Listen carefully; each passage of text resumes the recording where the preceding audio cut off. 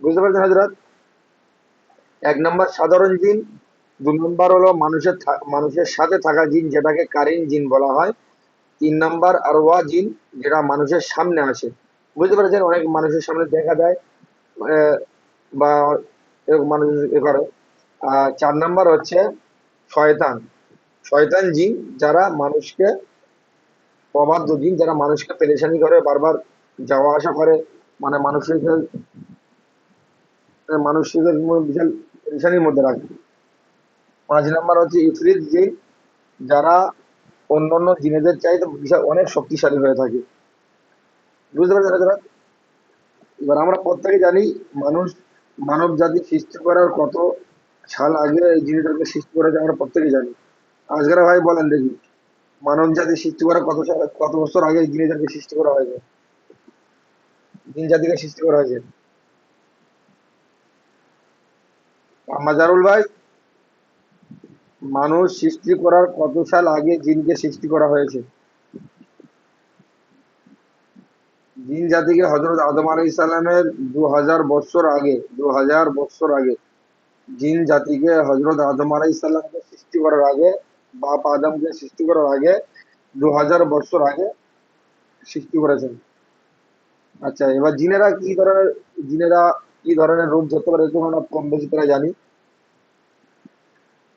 মানুষ এবং চতুষ্পদ জন্তু, সাপ বিচ্ছু, উট গরু ছাগল খরগোশ গাধা এই সমস্ত বিভিন্ন ধরনের রূপ ধরতে পারে, পশু পাখি রূপ ধারণ করতে পারে জিনেরা, সমস্ত রকম রূপ ধারণ করতে পারে জিনেরা।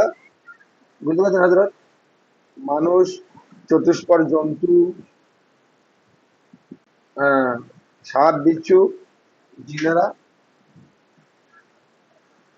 আচ্ছা, জিনেরা সব থেকে বেশি, আচ্ছা হজরত, এই জিনেরা সব থেকে কোন আয়াতকে বেশি ভয় পায় আপনারা কেউ বলতে পারবেন? হ্যাঁ, আরেকটা।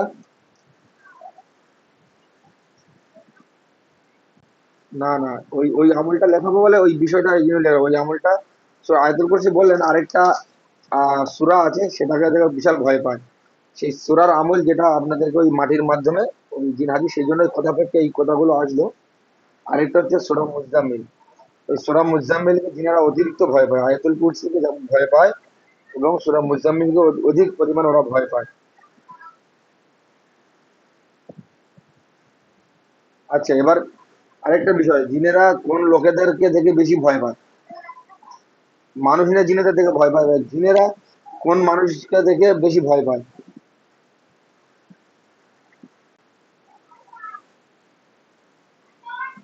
জি।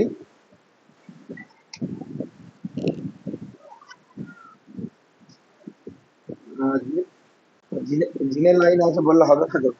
জিনেরা কোন লোককে বেশি ভয় পায়, কোন লোককে বেশি ভয় পায়?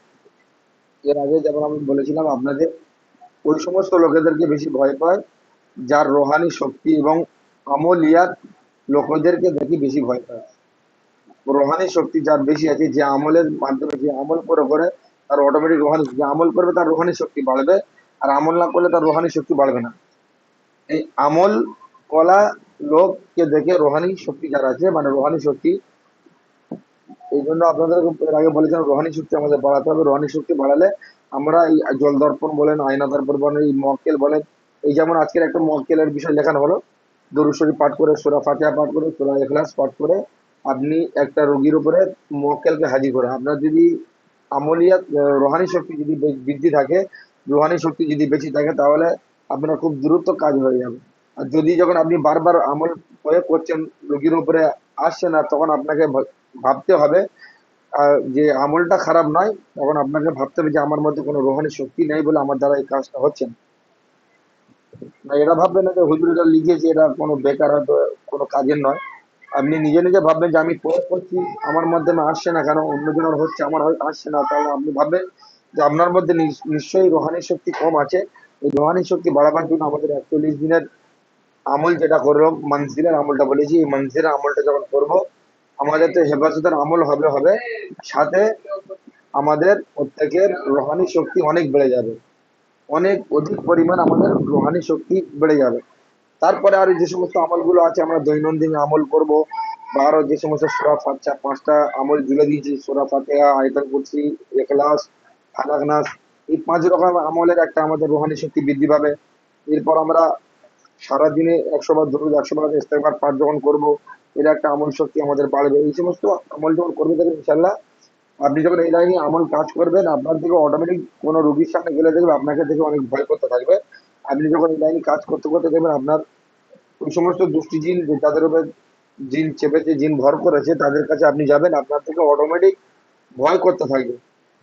বা আপনাকে দেখলে মোটামুটি অন্যজনের কাছে যতটা খেঁচাখিচি করে বা যতটা মেজাজ দেখায়, আপনাকে দেখে মানে ওর মেজাজ দেখাবার ক্ষমতা তো হবে না, মানে ও ভীতু হয়ে থাকবে। ইল্লা মাশাআল্লাহ, আমি তো অনেকগুলো জিন ছাড়াই গত কয়েকদিন আগে বললাম, এর আগের ব্যাচের একটা ছাত্র ফোন করছে, তার দ্বারা কাজ হচ্ছিল না। আমি ফোন করলো, ফোন করে ভিডিও কলের মাধ্যমে ইনশাল্লাহ তাকে কথার মাধ্যমে ছাড়িয়ে দিয়েছি। আহ, আমি তেমন কিছু আমল করে যা আপনাদেরকে শেখাচ্ছি, যা আপনাদেরকে লেখানো হচ্ছে, তার মধ্যেই মনজিলের আমল আছে, আর বিভিন্ন আমল যেগুলো আমি করেছি সেগুলো জারি আছে। এই সমস্ত আমলগুলো করিয়ে যতটুকু পারি খারাপ কাজ থেকে বা খারাপ কর্ম থেকে বেঁচে থাকি। এই জন্য আপনারা আমল করবেন, ইনশাল্লাহ আপনাদের আল্লাহর পাক কালামের শক্তি দেয়, আপনাদের রোহানি শক্তি বাড়বে, আপনাদের থেকেও মোটামুটি ওই সমস্ত দুষ্ট জিনিস শয়তান ভয় করতে থাকবে। শুধু আমাকে নয়, আপনারা যখন বলে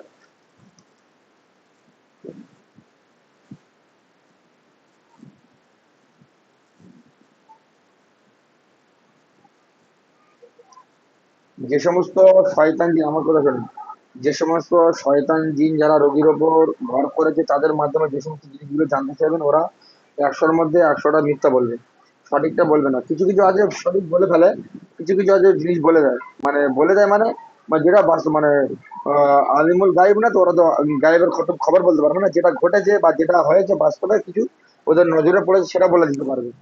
একটা বিষয়।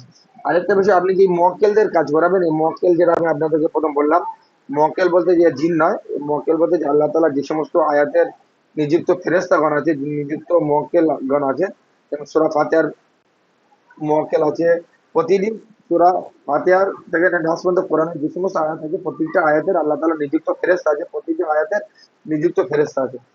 এবং আয়াতুল কুরসি বিষয়টা যেমন আমরা জেনেছি, আয়াতুল কুরসি পড়লে তাকে, যে কোনো ব্যক্তি আয়াতুল কুরসি যে সমস্ত মুয়াক্কেল ফেরেশতাগণ আছে, তাদেরকে আল্লাহ তাআলা মউত ছাড়া তার কাছে কোনো জিনিস বিনাশ করতে দেয় না, বা তার কাছে কোনো জিনিস আসতে দেয় না। কোনো ব্যক্তি যদি ফরজ নামাজে পড়ে আয়াতুল কুরসি পড়ে নেয়, মউত ছাড়া তার কাছে কোনো জিনিস বিনাশ করে না। ওই সমস্ত ফেরেশতাগণ তাদের হেফাজতে বা তাদের গার্ডে থাকে। এরকম ভাবে আমরা যে আমল করবো, এই আমলের যে সমস্ত মুয়াক্কেল আছে, ওই সমস্ত মুয়াক্কেলের মাধ্যমে যে সমস্ত জিনিসগুলো জানবো, ওই সমস্ত জিনিসগুলো ইনশাল্লাহ সঠিক হয়। এর মধ্যে আবার দেখা যায় অনেকগুলো আছে, মানে এই যখন মক্কেল আপনি হাজির করতে চাইবেন, তো অনেক সময় দেখা যাবে শয়তান চলে আসে। শয়তান মানে শয়তান রূপে মক্কেল সেজে ওই রুগীকে, মানে আপনি যার উপরে হাজিরা করতে চাচ্ছেন, যার উপরে মানে আপনি মক্কেল হাজির করতে চাচ্ছেন, অনেক সময় দেখা যাবে দুষ্টু শয়তান, দুষ্টু জিন শয়তান, তারা মক্কেল সেজে ওই রুগীর চোখের সামনে এসে মানে ভাঁওতাবাজি দেয়।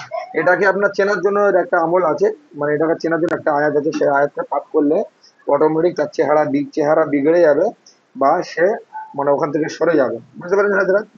এই জন্য আয়াতে যেটাকে আপনাদের শিখিয়ে দেওয়া হবে, যে ওটা মক্কেল সঠিক মক্কেল এসেছে না কোনো দুষ্ট, মানে তান্ত্রিক দুষ্ট জিন বা শয়তান সেজে মানে আপনাকে ধোকা দেওয়ার জন্য বা আপনাকে এই কথোপকথন করবে বলে এসেছে, এটা আপনি বুঝতে পারবেন।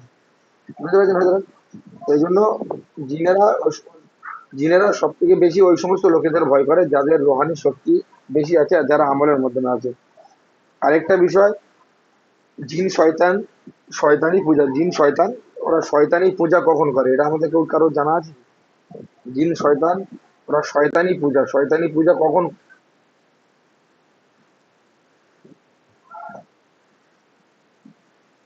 না, হয়ে গিয়েছে, একটা একটা জুমলা বাকি আছে, একটা জুমলা বাকি, মানে ওটা লেখাবো, ওটা খুব শর্টে আছে, অসুবিধা নাই।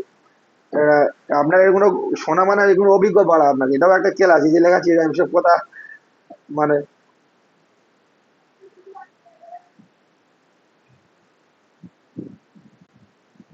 না, না, না, সব হয়ে গেছে, একটা বিষয় বাকি আছে বলে এই জন্য, একটা বিষয় মানে একটু একটা প্রশ্ন, মানে আপনাদের ওই ওই বিষয়টা লেখাবো, একটা বিষয় বাকি আছে, ওই জন্য বললাম।